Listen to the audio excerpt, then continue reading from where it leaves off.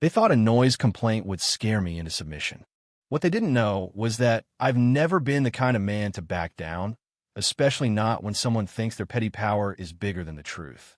When Beverly Green and the HOA torched my Ferrari right in my own driveway, they believed they'd won. But they'd sent a message that their grip on the neighborhood couldn't be challenged.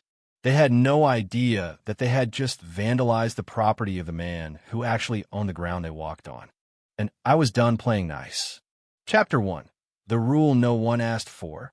It started like most suburban battles do, quiet, polite, and absolutely insidious. Beverly Green, president of the Fairhaven Hills Homeowners Association, announced at the monthly board meeting that a new policy would be taking effect immediately. The policy targeted excessively loud and disruptive vehicles, citing concerns over noise pollution and neighborhood standards. It was a direct attack on me. My 2016 Ferrari F12 Berlinetta was an automotive masterpiece. Custom-tuned, sleek, powerful. I'd driven it through this community for 5 years without a single complaint. But Beverly, newly elected and newly power-drunk, had decided it was an eyesore and a nuisance. The new rule required any vehicle exceeding 85 decibels to apply for a special permit to park or drive within neighborhood. It was ridiculous. This wasn't downtown LA. We had wide streets, distant houses, and until Beverly showed up, no one had ever raised an issue. Still, I played by their game. I applied for the permit, submitted every document, even sent in decibel readings from a certified mechanic. Denied within hours. No explanation, just a form rejection. Chapter 2. HOA or hostile takeover. 3 days after Beverly gave me the death glare over her clipboard, an official letter arrived in my mailbox. It wasn't folded like a normal notice. No, this thing came in a stiff, cream-colored envelope sealed with the HOA's gold embossed logo like it had been sent by royalty. It smelled like cheap perfume and authoritarianism. Notice of violation. Vehicle disturbance policy. Dear resident, as of the updated HOA bylaws, vehicles producing noise levels above 85 decibels may not be operated or parked within community grounds without prior special authorization. Failure to comply may result in fines or further disciplinary actions. Sincerely, Beverly Green, HOA President. I read it twice. 85 decibels. A lawnmower breaks 90. A barking dog? 95. My Ferrari, idling in eco mode, hovered around 82. Accelerating gently? 92. This wasn't about noise. This was targeted. I called the number listed at the bottom.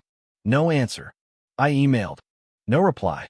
I even submitted a formal application for the special permit they mentioned.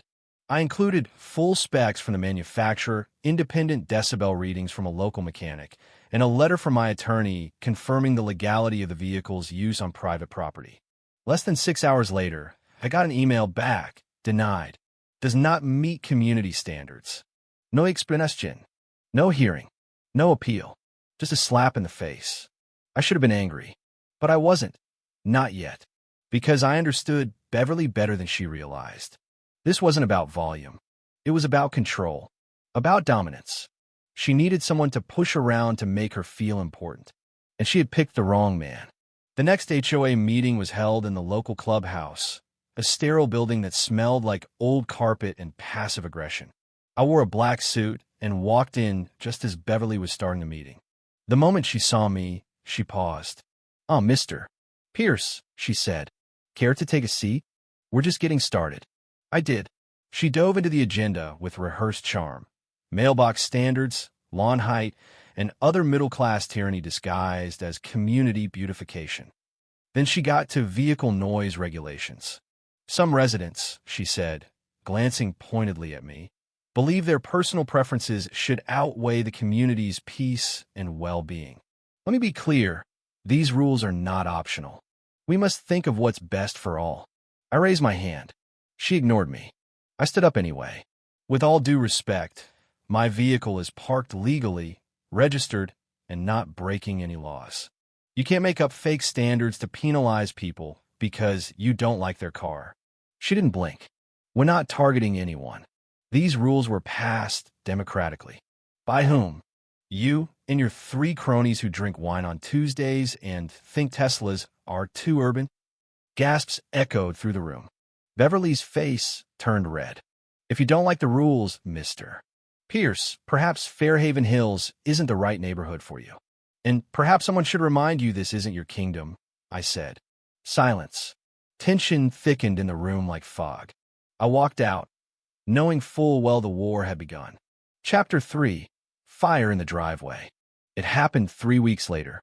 I just gotten back from a road trip through the mountains. The Ferrari was coated in road dust, humming softly beneath me as I pulled into the driveway. I was too tired to pull into the garage. I figured just for tonight. I locked the doors, went inside, and collapsed in a bed. At 2:38 a.m., a sound tore me from sleep. Metal on metal, followed by laughter. Still groggy, I stumbled to the window, and what I saw made my blood go cold. 3 figures stood around my car with baseball bats and tire irons. One was holding a gas can. Another, Beverly, had a lighter. Before I could get outside, she flicked her thumb. Floom. Fire engulfed the hood in seconds. The Ferrari, my Ferrari, lit up like a firework. I screamed, ran barefoot into the driveway. The heat hit me like a wall. You're out of control, I shouted, but Beverly didn't even flinch. She stepped back, arms folded, eyes gleaming in the orange glow. Guess it's not an issue anymore, she said casually. If you had just followed the rules. I wanted to kill her. I wanted to scream, punch something, do anything except stand there watching my pride and joy burn to ash. But I didn't. I stood still, memorized every smug face, every little detail, every voice, every laugh, because I wasn't going to call the police. I wasn't going to cry on the internet. I wasn't going to beg for justice. No, I was going to burn her world down, legally, thoroughly, and forever.